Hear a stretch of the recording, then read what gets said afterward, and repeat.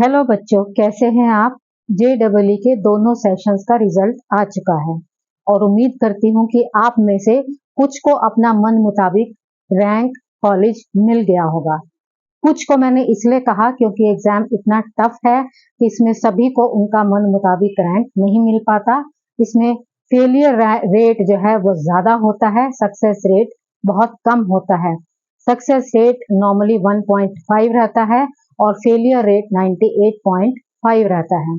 तो अगर आप उन भाग्यशाली बच्चों में से हैं जिनको JEE के थ्रू, मेंस के थ्रू अपना मन मुताबिक कॉलेज मिल गया है, तो यानी कि आपने प्लान ए पर काम कर लिया है। और अगर आप ऐसा नहीं कर पाए हैं तो आप प्लान बी पर काम कर सकते हैं। इसके लिए आप हमारी एक वीडियो देख सकते हैं, how and why to frame plan B after JEE Main results.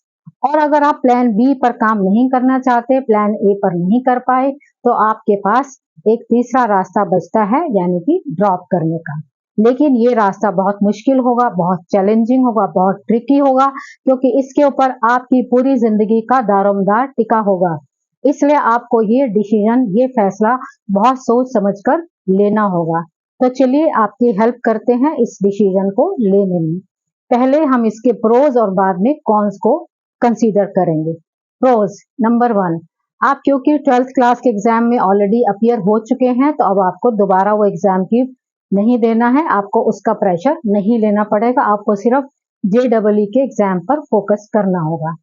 Number 2, क्योंकि आप पहले JEE में अपीयर हो चुके हैं, तो आपको इसका एग्जाम का पैटर्न पता लग चुका है, तो आप अकॉर्डिंगली इसकी प्रेपरेशन कर सकते हैं।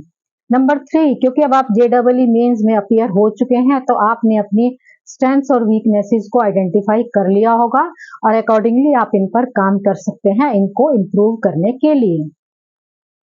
कॉन्स नंबर 1, जैसे कि मैंने अभी कहा कि JEE बहुत टफ एग्जाम है।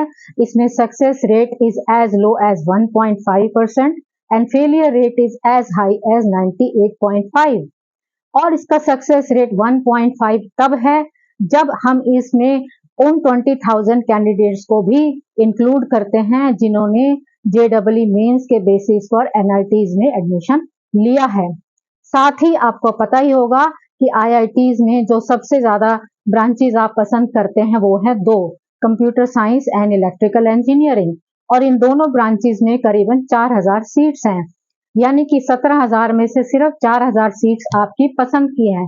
बाकी 13,000 सीट्स उन ब्रांचेस की हैं जिन पे शायद आप एडमिशन ना लेना चाहें। तो अगर हम ये एज्यूम कर लें कि आपने उन ब्रांचेस में भी एडमिशन ले लिया जिनमें आप नहीं चाहते, तो तब जाकर ये रेट 1.5% बनता है। तो आप समझ सकते हैं कि इसका सक्सेस रेट कितना लो है और फेलियर रेट कितना हाई है।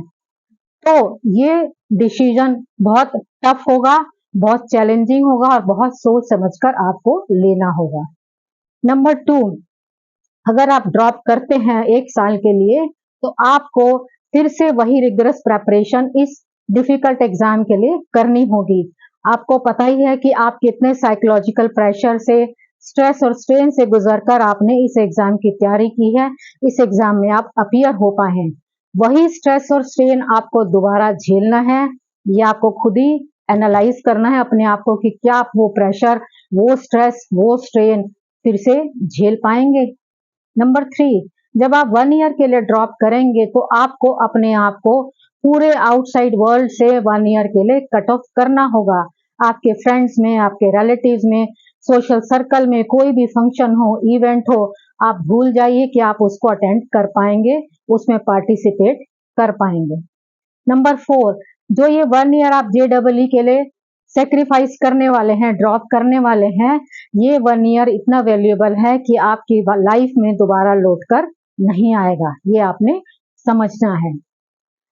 इन सारे फैक्टर्स को कंसीडर करते हुए मैं आपको ये एडवाइस देना चाहूंगी कि फिर भी अगर आपका ड्रॉप करने की तरफ मन बन रहा है, तो अपने किसी ऐसे करियर काउंसलर से या आपके सोशल सर्कल में, फ्रेंड सर्कल में कोई एजुकेशनल बैकग्राउंड से हो, उनकी आप एक न्यूट्रल ओपिनियन लीजिए। अगर आप मुझसे बात करें, तो मैं अपने 30 इयर्स के experience as a teacher, as a principal, as an educationist आपको ये कहना चाहूंगी कि मैंने बहुत सारे ऐसे अपने स्टूडेंट्स देखे हैं जिनका JEE के थ्रू IIT में एडमिशन हो गया, वो तो अपनी लाइफ में सक्सेसफुल हो ही गए। लेकिन जिन बच्चों का JEE के थ्रू IIT या NIT में एडमिशन नहीं हो पाया और उन्होंने अगर टीयर 2 या इवन टीयर 3 कॉलेज से अपनी शुरुआत की और अपनी मेहनत के द्वारा एक स्टडी और कांस्टेंट और हाई CGPA मेंटेन किया और कैंपस प्लेसमेंट के थ्रू एक डिसेंट कंपनी में एक डिसेंट पैकेज पर उन्होंने फर्स्ट जॉब ले ली, फिर वहां पर भी उन्होंने अपनी मेहनत से, अपने हार्ड वर्क से, अपने टैलेंट से, अपनी स्किल से अपने लिए जगह बनाई और उस मुकाम पर पहुंच गए जहां पर उन्होंने पहुंचने का सपना देखा होगा जब उन्होंने एंट्रेंस एग्जाम दिया होगा। Yes, skills they are very important in today's time. आज का युग, आज का जमाना स्किल्ड लोगों का है, तो आपको अपने आप को स्किल्ड बनाना है। मेहनत तो आपने करनी ही है, चाहे आप करना चाहें या ना करना चाहें। याद रखिए कि मेहनत, टैलेंट और स्किल्स का आज के टाइम में कोई सब्स्टिट्यूट नहीं है। तो अपने आप को स्किल्ड बनाइए, मेहनत करिए, टैलेंटेड और इंटेलिजेंट तो आप हैं ही, और मुझे पूर्ण विश्वास है कि अगर आप इन सभी चीजों को ध्यान में रखते हुए, इन पर काम करते हुए आगे बढ़ेंगे तो सफलता अवश्य प्राप्त करेंगे। फिर भी आप ड्रॉप करना चाहते हैं तो ये डिसीजन एंटायरली आपका होगा, क्योंकि ये डिसीजन इस तरफ भी जा सकता है, उस तरफ भी जा सकता है। कल को फिर आप अपने पेरेंट्स को, अपने टीचर्स को, अपने फ्रेंड्स को, अपने सिबलिंग्स को ब्लेम ना करें कि उनके कारण आपने ड्रॉप किया और आपको कोई मन मुताबिक नतीजा नहीं मिला। तो याद रखिए, ये डिसीजन आपका होगा, इसको निभाने की जिम्मेदारी भी आपकी होगी। Thank you, God bless you.